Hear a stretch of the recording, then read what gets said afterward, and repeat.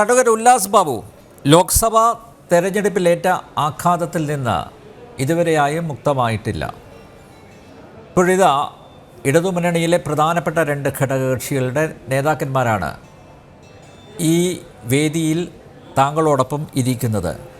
അവരുടെ പരിദേവനങ്ങൾ, അവരുടെ സങ്കടങ്ങൾ, അവരുടെ ആക്ഷേപങ്ങൾ ഒക്കെ കേട്ടിട്ടുണ്ടല്ലോ. എങ്ങനെ നോക്കിക്കാണുന്നു? BJP ഈ വിഷയത്തിൽ ഇടപെടുന്നുണ്ടോ?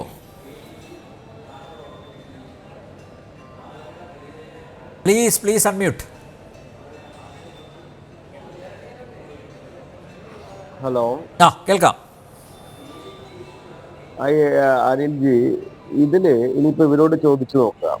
NDA മുന്നണിയുമായിട്ട് നിങ്ങൾ സഹകരിക്കുന്നുണ്ട്. വെറുതെ അവർ സഹകരിക്കാൻ വേണ്ടിയിട്ടോ സഹകരിക്കാതിരിക്കുക അവരുടെ ഇഷ്ടം. അപ്പോ അത് ടൈപ്പ് ചെയ്ത് വെച്ചൊരു മറുപടി ഉണ്ടാവും. വർഗീയതയ്ക്കും മതേതരത്വത്തിനും വേണ്ടി ഈ ഉഡായിപ്പം പറഞ്ഞ് കുറെ കൊല്ലമായിട്ട് ഇവർ നടന്നു തുടങ്ങി. ഇവരിങ്ങനെ ശോഷിക്കുള്ളൂ. കാരണം എന്താണെന്നറിയോ, ഇവരുടെയൊക്കെ നിങ്ങൾ രണ്ടുപേരുടെ വർത്തമാനം കേട്ടോ. ഞാൻ അവരോട് എല്ലാ ബഹുമാനം നിർത്തിക്കൊണ്ട് തന്നെ മന്ത്രിയെ തന്നില്ല, മറ്റേ പ്രോസിക്യൂട്ടർ വെച്ചില്ല എന്ന് പറഞ്ഞാലേ അധികാരത്തിൽ അങ്ങോട്ട് കൈയിട്ട് വരാനുള്ള സൗകര്യം കൊടുത്തില്ല എന്നുള്ളതാണ് അവരുടെ പരാതി. കൃത്യമായിട്ട് നിങ്ങൾ എഴുതി വെച്ചോ. ഇവർ ഇടതുപക്ഷ രാഷ്ട്രീയ സംവിധാനത്തിൽ രണ്ട് MLA പറഞ്ഞാൽ പ്രസിഡന്റ് കേൾക്കില്ല, പ്രസിഡന്റ് പറഞ്ഞവനെ MLA വെട്ടുന്നു. അത് ഇവരുടെ ഇന്റേണൽ ഇഷ്യൂ ആണ്. ഇവിടെ യഥാർത്ഥ പ്രശ്നം എന്താണ് കേരളത്തിൽ ഇടതുപക്ഷ മുന്നണി? ഇവർ രണ്ടുപേരും തമ്മിലുള്ള പ്രശ്നമൊന്നുമില്ല. ഈ പ്രശ്നം ഒരു പ്രശ്നമല്ല. അത് അവർ തമ്മിലുള്ള ഇന്റേണൽ വിഷയങ്ങളാണ് പറയുന്നത്. 1.2 ഉണ്ടായിട്ട് അയാൾക്ക് മന്ത്രിസ്ഥാനം കൊടുത്തു, 2.3 ഉണ്ടായിട്ട് അയാൾക്ക് മന്ത്രിസ്ഥാനം കൊടുത്തു, 3.2 ഉണ്ടായിട്ട് എനിക്ക് മന്ത്രിസ്ഥാനം തന്നില്ല, വയ്യാതെ കാറിൽ കയറിപ്പോയി, ഞങ്ങൾ ചർച്ച നടത്തിയിട്ടും ഞങ്ങളെ തിരിഞ്ഞു നോക്കിയില്ല. ഇതൊക്കെ ഒരു വീട്ടിൽ നടക്കുന്ന ചർച്ചയ്ക്ക് അവരുടെ പ്രശ്നങ്ങളും പരാതികളും അവർ പറഞ്ഞോട്ടെ. കേരളത്തിൽ ഇടതുപക്ഷ രാഷ്ട്രീയ സംഘടനയ്ക്കും വലതുപക്ഷ രാഷ്ട്രീയ സംഘടനയ്ക്കും നേരിട്ടുള്ള മൂല്യച്യുതിയെ കുറിച്ചാണ് നമ്മൾ ചർച്ച ചെയ്യേണ്ടത്. എന്താണ് ജനങ്ങൾ അവരെ കൈവിടുന്നത്? ഇടതുപക്ഷ രാഷ്ട്രീയ സംഘടന ഇന്ന് ആലപ്പുഴയിൽ നിന്ന് മാറി ആലത്തൂർ മാത്രമായി ഒതുങ്ങി. നിങ്ങൾ ആ വിഷയം ചർച്ച ചെയ്യണം. K. രാധാകൃഷ്ണൻ എന്ന് പറയപ്പെടുന്ന വ്യക്തി ആലത്തൂർ ജയിച്ചു എന്നുള്ള സത്യമാണ്. അതെന്തുകൊണ്ടാണ്? കോൺഗ്രസിന്റെ രമ്യ ഹരിദാസ് ഒന്നും ചെയ്തില്ല 5 വർഷക്കാലം.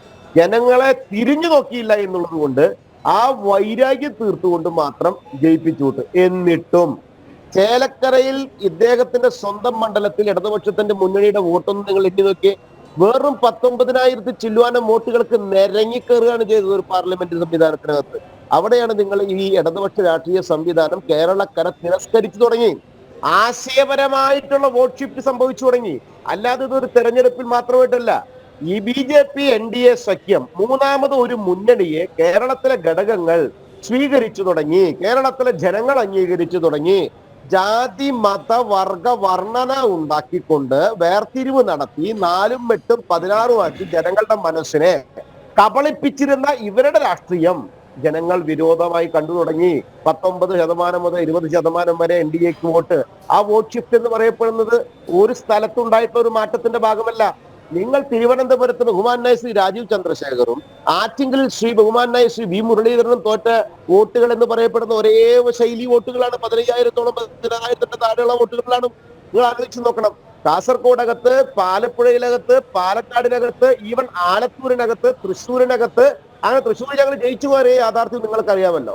ഇവിടുത്തെ കൺസോളിഡേറ്റഡ് മാധ്യമങ്ങൾ അടക്കം LDFനും UDFനും ഉറപ്പിച്ച് മുന്നിൽ നിന്നു. സുരേഷ് ഗോപി 3ാം തവണത്തേക്ക് തള്ളിയിട്ടു പോയി എന്ന് പറഞ്ഞു. മുരളീധരനെ മുന്നിൽ നിർത്തിക്കൊണ്ട് കോൺഗ്രസ് സംവിധാനം പരിപൂർണമായി വോട്ട് ഷിഫ്റ്റ് ഉണ്ടാക്കി ഇടതുപക്ഷത്തിനെ സഹായിക്കാൻ ശ്രമിച്ചു. എന്നിട്ടും തൃശ്ശൂരിൽ BJP വിജയിച്ചു വന്നുവെങ്കിൽ ആശയപരമായിട്ടുള്ള ഒരു വോട്ട് ഷിഫ്റ്റ് സാധാരണക്കാരായിട്ടുള്ള ജനവിഭാഗങ്ങളിൽ അടക്കം വന്നു. അവിടെ ഇവരുടെ വർഗീയ കാർഡ് ഇറക്കിയിട്ടുള്ള പ്രവർത്തനം ഇടതുപക്ഷം ഉപേക്ഷിക്കേണ്ട കാലമായിരിക്കുന്നു. 8 വർഷക്കാലമായിട്ട് പിണറായി വിജയൻ, നിങ്ങൾ ആലോചിച്ച് നോക്കുക. നമ്മൾ 10 വർഷക്കാലമായി എനിക്ക് കുറച്ച് സമയം തരണം അനിൽ നമ്പ്യാർ. 10 വർഷക്കാലമായി ഞങ്ങൾ ഇന്ത്യ മഹാരാജ്യം ഭരിക്കും. എന്നിട്ട് ഞങ്ങളുടെ ആന്റി ഇൻകംബൻസി ഏറ്റവും കൂടുതൽ ഉണ്ട് എന്ന് പറഞ്ഞിട്ട് പോലും ഞങ്ങൾ ഇത്തവണ 240 സീറ്റുകളിലേക്ക് ജയിച്ചു. 10% സീറ്റിലേക്ക് ജയിക്കാൻ ഈ 8 വർഷക്കാലം ഭരിച്ച പിണറായി വിജയന് സാധിച്ചോ? 10% സീറ്റിലേക്ക് ജയിക്കാൻ സാധിച്ചോ? എങ്ങനെ പറഞ്ഞ 2 സീറ്റ് ജയിക്കണമായിരുന്നു. ഒരു സീറ്റിൽ അവർക്ക് ജയിക്കാൻ സാധിച്ചുള്ളൂ. അപ്പൊ ഇടതുപക്ഷത്തിനകത്ത് CPIയും CPMും ഒക്കെ ഇന്ന് ഉന്നം വെക്കുന്നത് ഭരിക്കുന്ന കാലം അത്രയും മാക്സിമം വാരി കൂട്ടിക്കൊണ്ട് സമ്പത്തുണ്ടാക്കുക എന്ന് പറയപ്പെടുന്ന ലക്ഷ്യത്തിലേക്ക് അവർ മാറ്റി. അവരുടെ രാഷ്ട്രീയ നിലപാടുകൾ, അവരുടെ വികസന കാഴ്ചപ്പാടുകൾ, ചെറുപ്പക്കാരോട്ടുള്ള അവരുടെ ശൈലികൾ, പൊതുസമൂഹത്തിനോട് അവർക്കുള്ള കമ്മിറ്റ്മെന്റ്, ഇതൊക്കെ അവർ മറന്നു. അവർ ഇന്ന് എത്രത്തോളം അവരുടെ സമ്പാദ്യം ഉയർത്താം എന്നുള്ളതല്ലാതെ കേരളത്തോടോ അല്ലെങ്കിൽ സമൂഹത്തിനോടോ അല്ലെങ്കിൽ ഈ രാജ്യത്തിനോടോ ഒരു നീതിയും പുലർത്താത്ത ഇവർ രണ്ടുപേരുടെ ചർച്ച തന്നെ ഇത്ര നാളും ഈ സമൂഹം കേൾക്കുകയല്ലേ? എന്താ അവരുടെ പരാതി? ഇടതുപക്ഷം മന്ത്രിസ്ഥാനം കൊടുക്കാത്ത, ജില്ലാ പഞ്ചായത്ത് കൊടുത്തില്ല, പ്രോസിക്യൂട്ടറെ കൊടുത്തില്ല, ഇത്രയൊക്കെ പരാതിയല്ലേ ഉള്ളൂ. ആശയ ദാരിദ്ര്യത്തിൽ ഇടതുപക്ഷം വീണിരിക്കുന്നു. ഇടതുപക്ഷത്തിന്റെ വികസന അജണ്ട പുനഃപരിശോധിക്കുന്നു. ഞങ്ങളെ കൂടി ഇവരുടെ വികസന അജണ്ട, ഈ RJDയുടെ വികസന അജണ്ട എന്താ? കർഷകരോടുള്ള ഇവരുടെ നിലപാട് എന്താ? ഈ NCPയുടെ വികസന അജണ്ട എന്താ? ചെറുപ്പക്കാര് ഉന്നത വിദ്യാഭ്യാസ മേഖലയിൽ ഇവരുടെ തീരുമാനം എന്താ? RJDയും ഈ NCPയും സിവിൽ സപ്ലൈസിന്റെ മേഖലയിൽ, റേഷൻ സംവിധാനത്തിൽ, പൊതുവിതരണ സമ്പ്രദായത്തിൽ, കർഷകനോടുള്ള സമീപനത്തിൽ, വിദ്യാഭ്യാസ മേഖലയിൽ, ഉന്നത വിദ്യാഭ്യാസ മേഖലയിൽ, ക്ഷീര കർഷകനോടുള്ള നിലപാടിൽ, സാമ്പത്തിക സംവിധാനത്തിനോടുള്ള നിലപാടിൽ, ശമ്പളം കൊടുക്കാൻ സാധിക്കാതെയും പെൻഷൻ കൊടുക്കാൻ സാധിക്കാതെയും ഉണ്ടായ വിഷയത്തിൽ, KSRTCയുടെ ശമ്പള പ്രശ്നത്തിൽ ഇത്യാദി കേരളത്തിൽ നടക്കുന്ന പ്രധാന വിഷയങ്ങളിൽ ഈ RJDക്കുള്ള പങ്കെന്താ? ഈ RJDക്കുള്ള ഒരു തീരുമാനം എന്താ? ഇവരുടെ ഒരു നയമുണ്ടോ? ഈ NCPക്ക് ഒരു നയമുണ്ടോ? വോട്ട് ഇടതുപക്ഷത്തിന് ഒരു നയമുണ്ടോ? ഇല്ല. അനിൽ നമ്പ്യാർ, ഈ നിലപാടുകളും നയങ്ങളും ഒക്കെ നഷ്ടപ്പെടുത്തിക്കൊണ്ട് അന്നാന്നത്തെ കാര്യങ്ങൾ നടത്തിക്കൊണ്ടു പോകാനുള്ള ഗിമ്മിക്കുകളായിക്കൊണ്ട് വാക്കുകളും പുറം വാക്കുകളും ഈ ഇടതുപക്ഷവും വലതുപക്ഷവും നിയമസഭയിൽ ഇപ്പൊ പയറ്റുന്നു 2 ദിവസമായി നമ്മൾ കാണുന്നുണ്ട്. എന്താ VD സതീശൻ പറഞ്ഞത്? മുഖ്യമന്ത്രിയുടെ സ്ഥലത്ത് വോട്ടുകൾ കുറഞ്ഞു. അപ്പോ മുഖ്യമന്ത്രി എന്താ പറയുന്നത്? ഹിമാചൽ പ്രദേശിലും കർണാടകയിലും നിങ്ങൾക്ക് വോട്ട് കുറഞ്ഞു, നിങ്ങൾ രാജിവെക്കുമോ? അതുകൊണ്ട് ഞാനും രാജിവെക്കില്ല. അപ്പൊ സതീശൻ പറയുന്നു, നിങ്ങൾ അന്യനാട്ടിൽ മറ്റു സംസ്ഥാനങ്ങളിൽ ഞങ്ങളുടെ വോട്ട് മേടിച്ച് ജയിച്ചവരല്ലേ, എന്നിട്ട് നാണമാകില്ലേ? ഈ ചക്കുളത്തിപ്പോരും ഈ പരസ്പര സഹകരണ മുന്നണി സംവിധാനവും ഒക്കെ കേരളത്തിലെ വിദ്യാസമ്പന്നരായിട്ടുള്ള, സാധാരണക്കാരായിട്ടുള്ള, വളർന്നു വരുന്ന തലമുറയടക്കമുള്ള, അമ്മമാരടക്കമുള്ള എല്ലാ ജനങ്ങളും മനസ്സിലാക്കിയിരിക്കുന്നു. പള്ളിയും അമ്പലവും ഇത്യാദി കാര്യങ്ങളും പറഞ്ഞ് വേർതിരിപ്പിച്ച് ഇവർ നടത്തിയിട്ടുള്ള രാഷ്ട്രീയ ഗിമ്മിക്കുകളെ തിരിച്ചറിയാനുള്ള ബോധത്തിലേക്ക് വളർന്നു വരുന്ന തലമുറയടക്കമുള്ള സമൂഹം ഇവ ശക്തമായിട്ട് കേരളത്തിൽ പഠിച്ചിരിക്കുന്നു.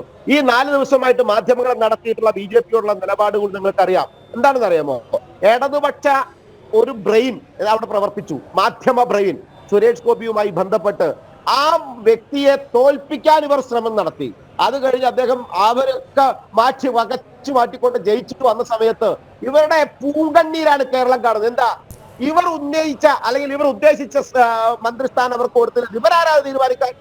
ഈ മാധ്യമ പ്രവർത്തകർ ആരാണ്? സുരേഷ് ഗോപി 3-ാം സ്ഥാനത്തേക്ക് തള്ളുമെന്നും ഇടതുപക്ഷം ഇങ്ങനെ കൊമ്പും കുലിക്ക് വരുമെന്നൊക്കെ പറഞ്ഞ് മാതൃഭൂമിയും മനോരമയും റിപ്പോർട്ടറും അടക്കമുള്ള ചാനലുകൾ ഇപ്പൊ സുരേഷ് ഗോപിയുടെ മന്ത്രിസ്ഥാനത്തിൽ അവർ ഉദ്ദേശിച്ചതായില്ലെന്ന് ഇത്യാദി കാര്യങ്ങളും തട്ടിപ്പുകളും നടത്തുന്ന മാധ്യമങ്ങളും ഇത്യാദി തട്ടിപ്പുകൾ നടത്തുന്ന ഇടതുപക്ഷവും ഇത്യാദി തട്ടിപ്പിനൊക്കെ കൂട്ടുനിന്നുകൊണ്ട് എങ്ങനെയെങ്കിലും അടുത്ത തവണ ഭരണം പിടിക്കണമെന്നുള്ള മോഹവുമായി നടക്കുന്ന സതീശനും കൂട്ടുകാരും കേരളത്തിൽ നിഷ്പ്രഭമാകുന്ന കാഴ്ചയാണ് കാണാൻ സാധിക്കുന്നത്.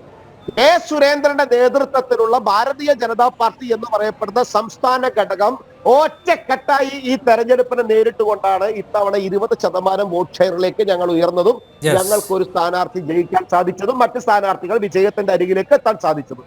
ഞങ്ങൾ അടുത്ത നിയമസഭാ തെരഞ്ഞെടുപ്പിലും വരാൻ പോകുന്ന തദ്ദേശ സ്വയംഭരണ സ്ഥാപനങ്ങളിലേക്കുള്ള തെരഞ്ഞെടുപ്പിലും കൃത്യമായ അജണ്ടയോടുകൂടി തന്നെ ജനങ്ങളുടെ നടുവിൽ നിന്ന് പ്രവർത്തിച്ച്, ഫ്ലോറിൽ നിന്ന് പ്രവർത്തിച്ച്, ഈ RJD ഒന്നും ഓരോ തരത്തിലും ജനങ്ങളോട് സ്നേഹമുള്ളവരല്ല. സ്വന്തം സംവിധാനം കുറച്ച് പാർട്ടി നേതാക്കന്മാർ കൂടുന്ന ഒരു സംഘമായിട്ട് അവർ മാറിയിരിക്കുന്നു എന്നുള്ളത് മാത്രം.